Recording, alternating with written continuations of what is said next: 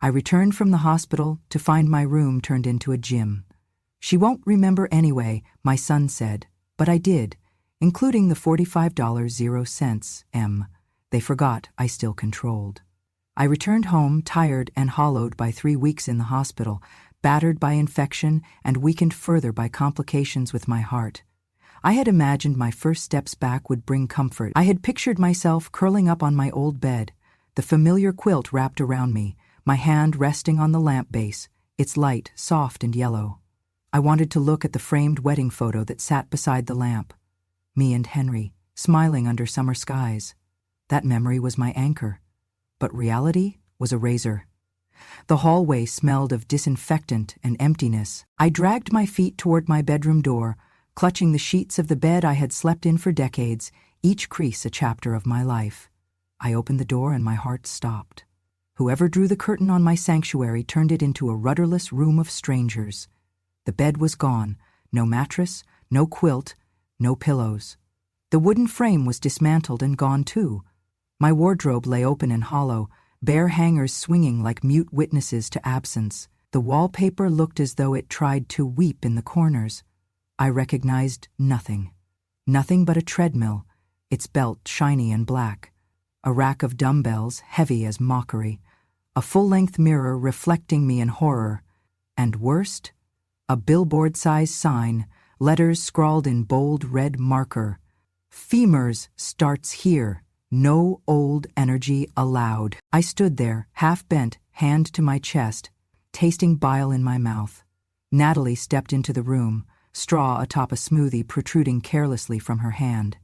She smirked as she took in my face. Her voice was a soft blade. "Oh, she's back?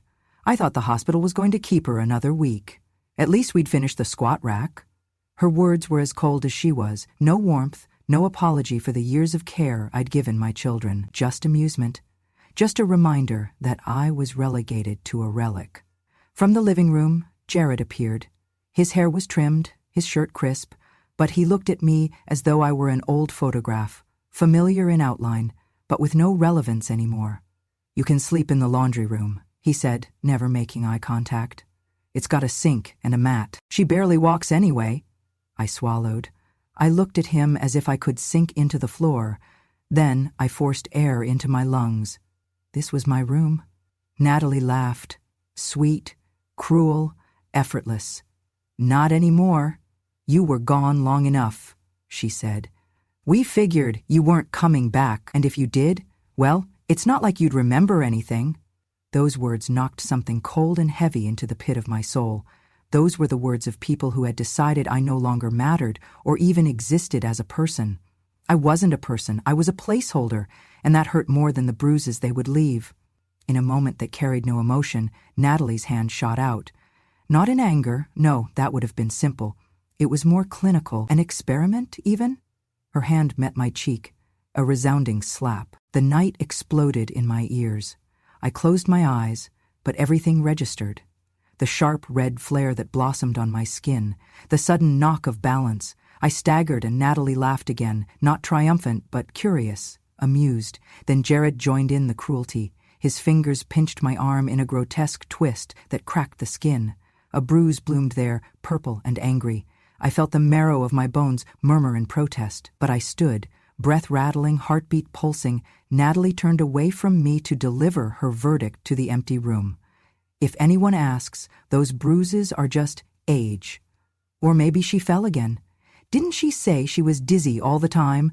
Let's hope the nurse notes that.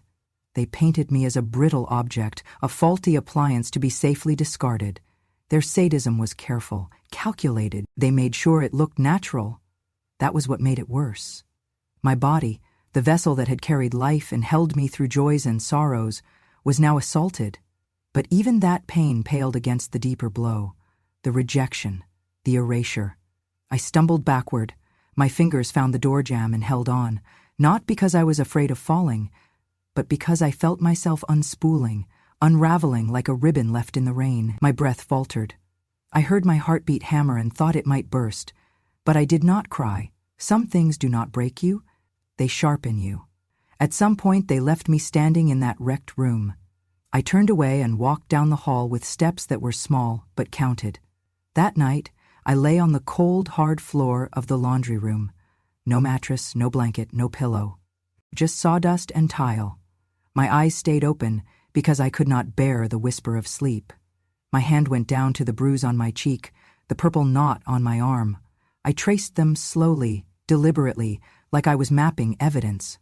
Even through the pain, I recognized that these wounds were not signs of decay. They were the beginnings of memory, proof that I still felt, I still existed. In the darkness, I whispered to my reflection in the utility closet mirror, to the empty air, to the memory of summers in the garden, candlelit dinners, and Henry's voice calling me home. You think I forgot, but I remember every single thing. After the blow of that cruel slap and the bruise forming like a dark prophecy on my cheek, I crawled into the bathroom where the light was faint and the air smelled of disinfectant. I shut the door quietly, as if I were sealing off the shame of being disregarded. And then I heard it. Natalie's voice over the phone through the bathroom wall. Just loud enough. Once she's in hospice, I caught her saying, her voice relaxed like she was talking about groceries. We can liquidate the last trust fund. She signed it years ago. She won't even know it's gone. The sentence slammed into me harder than any punch. The trust fund she spoke of was something I fought tooth and nail to protect, fought through sleepless nights and paper cuts. Everything I had built with Henry. Everything that represented my life's struggles and legacy. They were planning to dissolve it like sugar and hot lip. I leaned against the cold tile, my legs trembling. But underneath the prickling of old age and bruised pride, I felt something activate, something calm and burning. Pulling myself up, still seeing stars, I dragged my body through the house to my old desk, the desk that had survived every storm, including now. When I slid open the top drawer, dust rose like ghosts on summer air. Inside were the things I'd hidden. Legal documents, trust details, Henry's original drafts in his neat handwriting. My breath caught. I was still the trustee. I still controlled the $45 million 0 cents trust. I had never given that away. They thought I'd lost it. How dare they? I remembered something else, too. Something sharper than script and law. That night, years ago, when Jared wanted to blow our savings on Bitcoin dreams, he believed it would solve everything. Natalie had stood in that same room and spits out to me, "You're just sitting on cash while your family drowns. You're dragging us behind your tiny savings." Those words had stung worse than betrayal. Back then, I had let it go with a tight smile. But now they dripped poison, and I realized that no matter how old I was, my fight wasn't over. I found my phone and scrolled through files until I saw a note from my lawyer, confirming the trust status, even telling me there was a trigger reinstatement clause should I ever be incapacitated. I tapped the file and printed the papers with shaking fingers. Trust agreement, my legal authority, updated property rights. Each sheet fell like a promise reborn. In that moment, I made a vow. These children of mine thought they had a woman who would sleep into oblivion, who would doze through the end and fade. But I remembered the stories my father told from the old plantation, about resilience through hard times, about how the ground beneath your feet might shift, but your roots go deep.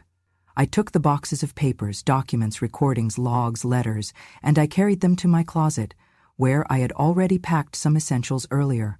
I zipped open my bag and placed them carefully inside, along with my rosary and my good eyeglasses. I didn't know what would come next. But I was stirring. Standing in the hallway, I caught a glimpse of the treadmill through the open door. It wasn't just a machine now. It was a monument to their scorn. But I would not let their contempt define me. I shut the door and walked with purpose toward the front of the house, where the evening light pooled on the front window. Natalie's laughter, still floating behind walls, did not budge my resolve. I took a deep breath, cold air entering, old lungs filling, and whispered, "They think I forgot, but I remember. And now they will remember that I am here." I wasted no time calling my trusted old lawyer, Henry Boland, my silent champion for over 15 years. His number, saved in my phone as Henry, Trust, took me back to days when this house was filled with hope, not heartbreak. When the phone rang, it felt like I was dialing my bones back to life.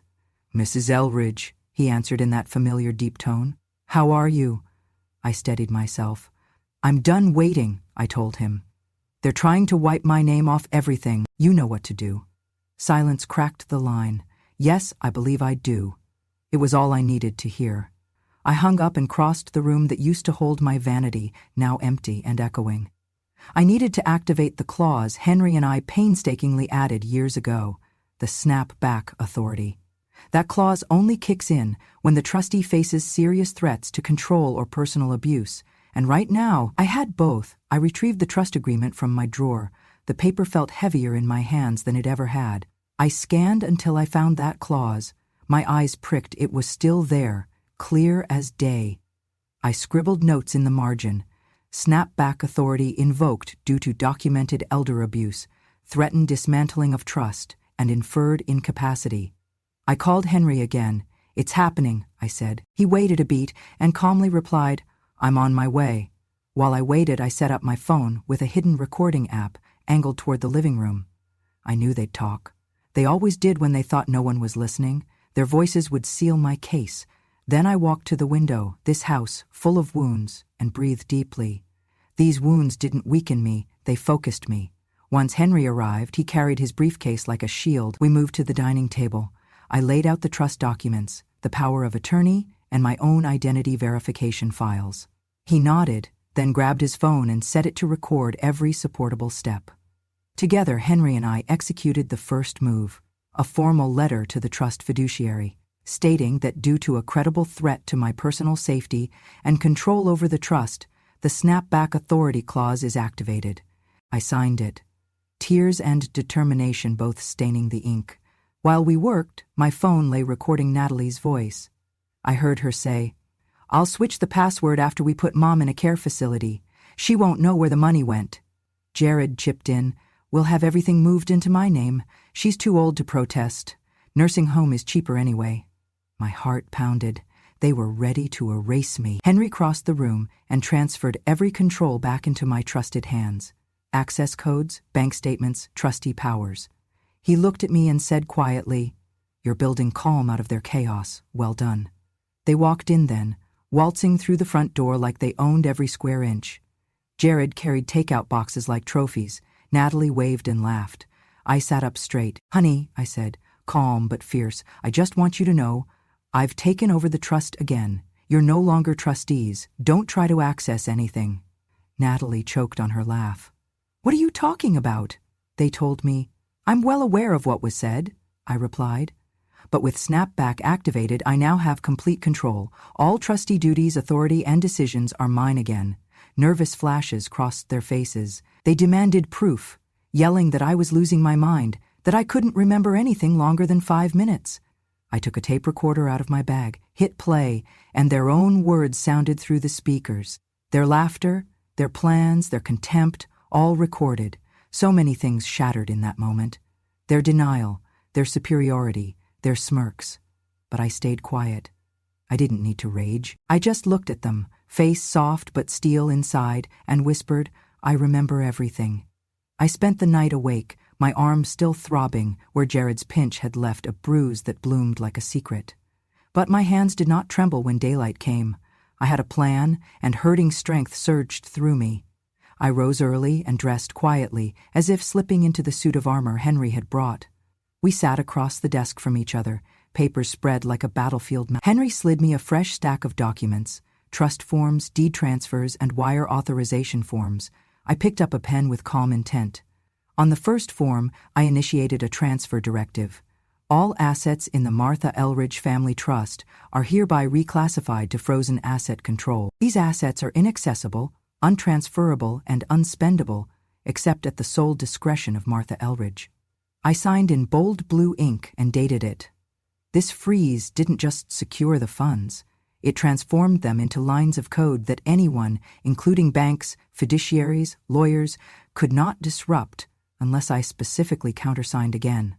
I was building walls around my legacy. Henry watched silently, then affirmed, legal and airtight. His words grounded me. Then I turned the page. Another form. This one asked for a spend limit. I wrote, $1 million to be used to acquire the property formerly owned by Carter Elridge at 142 Maplewood Drive, with immediate transfer of ownership formed to Safe Harbor Haven, a nonprofit organization dedicated to protecting elder adults from abuse. My heartbeat stuttered only once when I signed it, but after that, silence. When the papers were executed, I slipped into the study where I'd stashed the keys to that old house of my parents. That house meant something sacred to me, but it had been abandoned for decades. No one visited, no one cared. It was off the foreclosure lists, quietly saved from the scrap heap of time. Within a single morning, that house belonged to me again, or to Safe Harbor Haven, to be precise. I watched the title transfer finalize on my screen, like a bird finding its way home. I stepped onto the front porch of my current home, hands empty but heart full. The sun caught the window of the treadmill room, that blasted gym, lasting briefly on my cheek. I closed my eyes and breathed the air. I hadn't created a show. I'd made a refuge. When Natalie and Jared barged in hours later, talking about dinner plans and painting over dirt marks on the mat, I was sitting quietly at the dining table. I saw them pass the empty room, but not me. Their heads turned when the email alert came in. Header read, "Notice of frozen asset control, trust inoperable." Their faces went blank as they read each line. They clutched each other. Jared stammered about lawyers and budgets. Natalie tried to scandalize the situation. "This is fraudulent," she screamed. I just looked at them over my coffee, the bruise on my cheek healing. "I wasn't gone," I said softly. "I just needed to be forgotten, long enough to save what wasn't declinable." They looked at me, at the documents, and then at each other. The smugness drained like ink in water. Then door opened softly behind them. A car pulled up. I recognized the logo on the door. Safe Harbor Haven. Volunteers poured in, some infirm, some elderly, all buoyed by the stolen gift of a home they never asked for, but deeply needed. The gym turned into check-in tables. My old bed, now folded and donated to a veterans center. The dumbbells? Donated to youth rehab programs. Natalie insisted on speaking, her voice cracking. "Martha, why? You could have easily said no." I looked at her, my heart heavier but surer. I did say no. I said no to erasing me, and I said yes to protecting us from people who forgot how to love. In the dusk, Safe Harbor Haven hung curtains in the old house, lit lamps. Music and laughter faintly floated through the windows, life where there had been none. I went to the edge of our house, my own empty frame, and smiled. They turned my room into a gym. I turned their greed into a sanctuary. And then I stepped inside, because I wasn't gone yet. I followed Henry's calm instructions, emailed the court-appointed administrator, and copied in Adult Protective Services of Georgia, the mandated agency for elder abuse and exploitation reports in our state. Minutes later, I heard them, a clatter of footsteps and desperate voices, Natalie and Jared crashing into my dining room. They looked at me with faces drained of privilege, mouths opening and closing like trapped fish. "You froze the trust," Jared spat. "The accounts are empty, locked." "What did you do, Mom?" Natalie was trembling, clutching her phone as if it held answers. She said, "We filed for guardianship. You're unfit. How else can we get control?" I gathered myself. This moment, this confrontation was the point of no return. I said with quiet strength, "Go ahead. File for guardianship." They sputtered. "You can't do this," Natalie began. I opened the folder in front of me and pulled out the documents. The trust papers, affirmation of the snapback authority, my notarized mental competency letter from Dr. Hadley, the audio file of their own voices discussing liquefying the trust, and the police report from APS. I placed each item carefully and precisely on the table. A wave of tension slashed through the room as Jared's face flickered red. "This proves I am not incapacitated," I told them. "This proves you plan to steal from me. This is proof of elder financial exploitation, and I have already delivered it to APS, the courts, and even the state attorney general if needed." Their eyes widened in fear. Elder financial exploitation in Georgia is a felony, with penalties up to 20 years in prison and $50,000 0 in fines. They realized they had crossed a line. I pressed on. "Georgia law mandates reporting abuse. I reported you. You tried to erase me, My home, my bed, my finances, but I still remember. I was never gone. They recoiled and Natalie's voice trembled. We didn't mean— I shut her down, gently but firmly. It doesn't matter. Intent doesn't erase the damage. You thought I was gone, but I remember everything. Within an hour, legal papers arrived. APS investigators on the porch. Henry had faxed them evidence. Officers spoke to me softly, assured me of my rights. Jared and Natalie were questioned, flustered, sweating. They could not deny the recording, the documentation, or my mental clarity. APS later ruled that I was a fit elder, the property rights under my lawful control, and guardianship was not assigned. Instead, they issued a protection order, forbidding any financial access by my family without court approval. I exhaled, muscle glee, as if decades of pain and fear had drained from me. The room smelled of fresh justice. That night, I sat on my bed, the real bed, returned. I held the framed wedding photo of Henry and me, unsmiling but steady. The bruise on my arm had faded, but its sting reminded me how low they stooped. I whispered into the settled darkness, "You thought I was gone, but I remember everything," and for the first time in months I felt complete. I woke before dawn the morning of the hearing. The bruise on my arm nearly faded, but still tender, like the memory of betrayal. The house was quiet, but inside me, something galvanized. I dressed carefully, the aged fabric of my dress still carrying a scent of Sunday church and Henry's cologne. I carried only what mattered: the audio recording, the trust documents, the medical certification, and a single framed photo, Henry's and my wedding portrait. Henry drove me to the courthouse. The scent of pine-scented dashboard met my quiet resolve. I clasped his hand as we walked through the doors. The courtroom was alive with anticipation. Reporters, elderly advocates, judges, and legal counsel gathered in hushed murmurs. People I didn't know met me with nods of encouragement, as if they already knew the injustice. When the bailiff called my name, I walked slowly to the stand, my bruise visible on my cheek, proof rather than embarrassment. I stood with Henry by my side, the weight of my years held in posture more than breath. My family, Natalie and Jared, sat on the opposite bench, expressions etched with shock and defiance. They still thought I would collapse. The judge entered in quiet formality, gavel in hand. She was soft-spoken, but commanded presence. "Please be seated," she said, and settled behind her bench. The courtroom filled with tension, awareness, and grief for what had been lost before today. Henry began. Calm, precise, courteous. "Your Honor, today is not a dispute over error or confusion," he said. "This is a clear matter of financial exploitation and elder abuse. Martha Elridge is fully competent, as confirmed by her physician, Dr. Hadley. What we present is the proof." He laid out the documents. The snapback authority clause, the trust documentation reasserting Martha's sole control, the proof of asset freeze, and the financial transfers to Safe Harbor Haven. Then he played the recording. Natalie's voice echoed in the courtroom, her tone casual, twisted, cold. "Once she's in hospice, we can liquidate the last trust fund. She won't even know it's gone." Then Jared added to that chain of cruelty, "We'll switch the password and move everything into my name. She's too old to fight." Martha's heart felt like slow thunder. The judge looked up, eyes sharpening. Henry nodded toward me. I cleared my throat. "Yes," I said. "I heard it. I recorded it. I remember everything." The judge turned to Natalie and Jared. Their faces were gray and taut.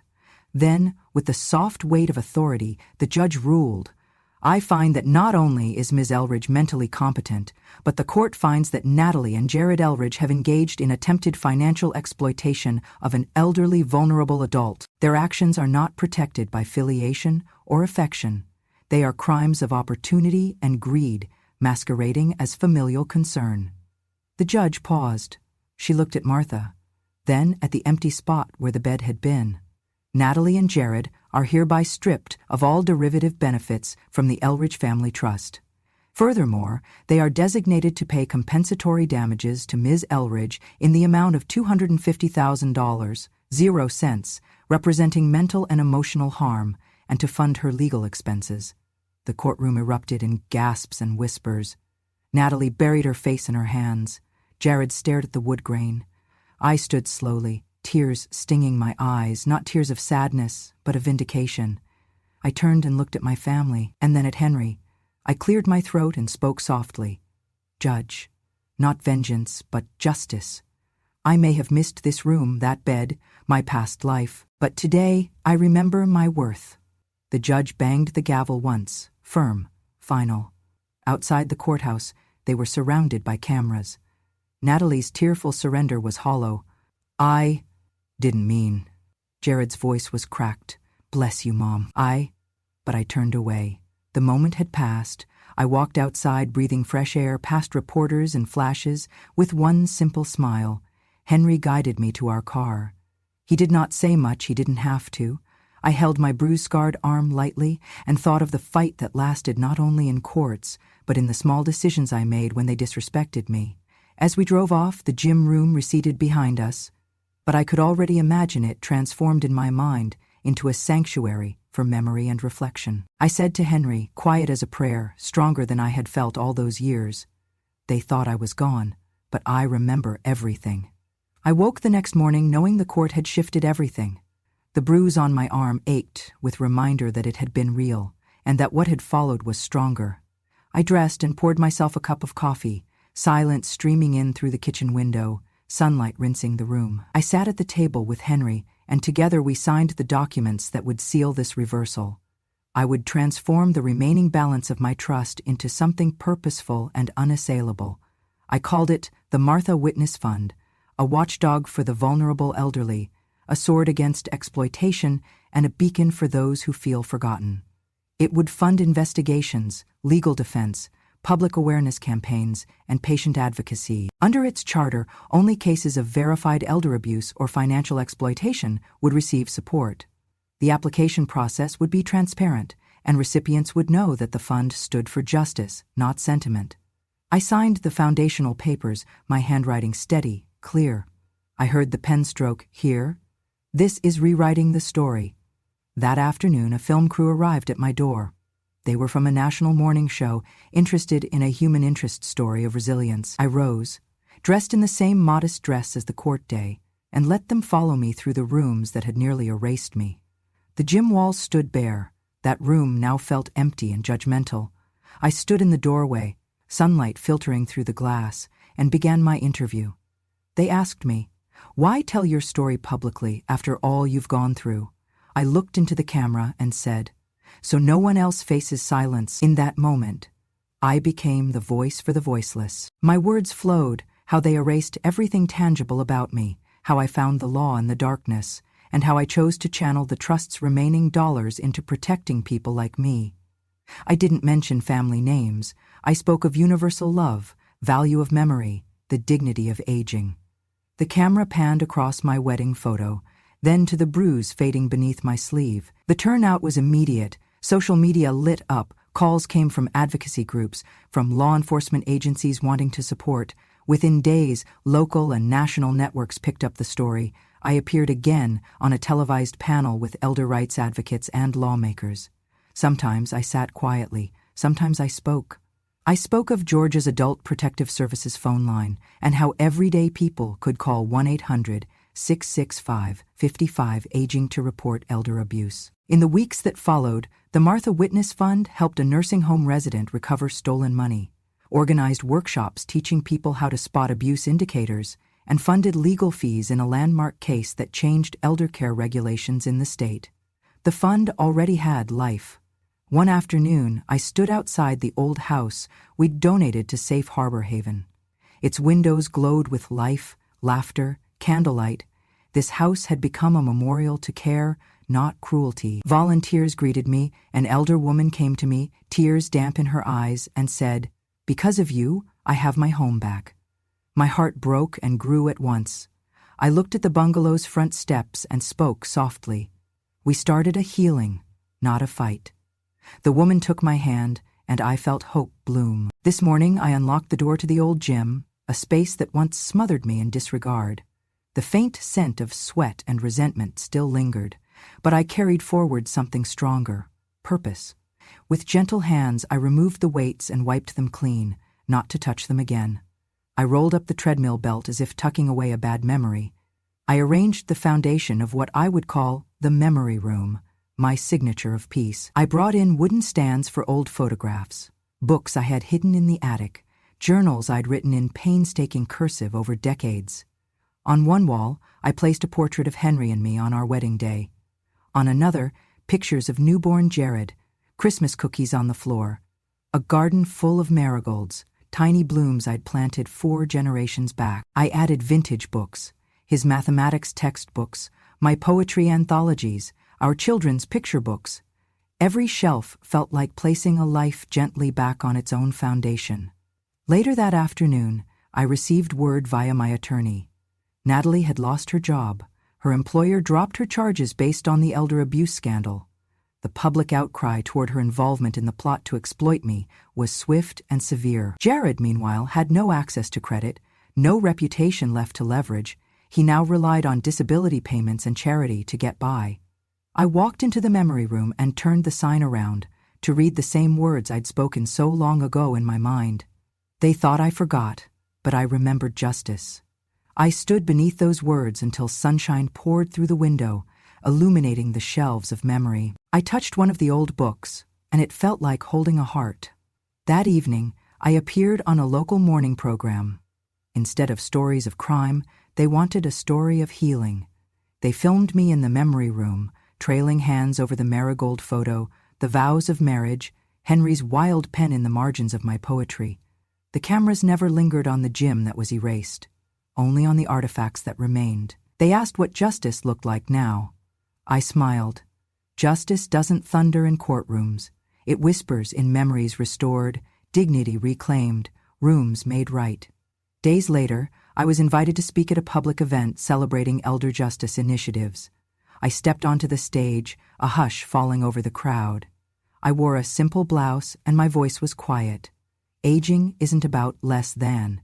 It's about years written into our bones. For a while, I lost room, respect, memory. But I found justice, and I found a way to keep it. We are not meant to be erased. Applause rose softly. It felt like music. A neighbor, an old widower named Mr. Kimball, knocked one afternoon. He brought jars of apricot jam. We shared tea and watched grandchildren chase dandelion petals through the yard. He said, "That memory room, it saved something in me too, Martha. A reminder that there is someone who remembers." My heart lifted. I held the jar tightly, thinking how love remains when memory remains. Weeks turned into months, and the memory room became a quiet center for storytelling, refuge, memory workshops. Seniors from nearby towns brought photos and letters. Children came to hear stories about marigolds and mathematics. The house thrummed again, with living, not loss. Sometimes I would pause at the top of the staircase and look down, remembering the night of my return and the bruises that made me feel invisible. I breathed deeply. This home was mine, restored by memory, justice, and protective love. I walked to the window overlooking the garden, sunlight brushing the portraits and journals below. I called softly. I didn't stop remembering, and now this place remembers too. When I closed my eyes, I felt at peace. Not erased, but celebrated. Not forgotten, but rewritten. And for once, that was enough closure, enough strength, enough love to carry forward. They thought I would fade into a quiet corner of irrelevance, that I would spend my days staring out a window with a blanket on my knees. But what came after the storm wasn't weakness.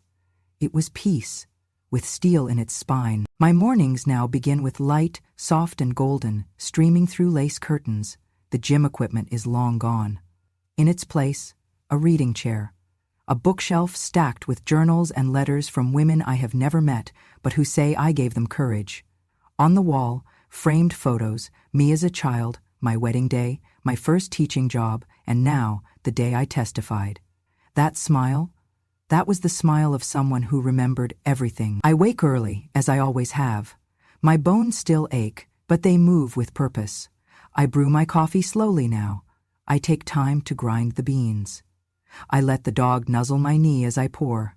The dog, yes, still here, older, slower, but loyal, just like me.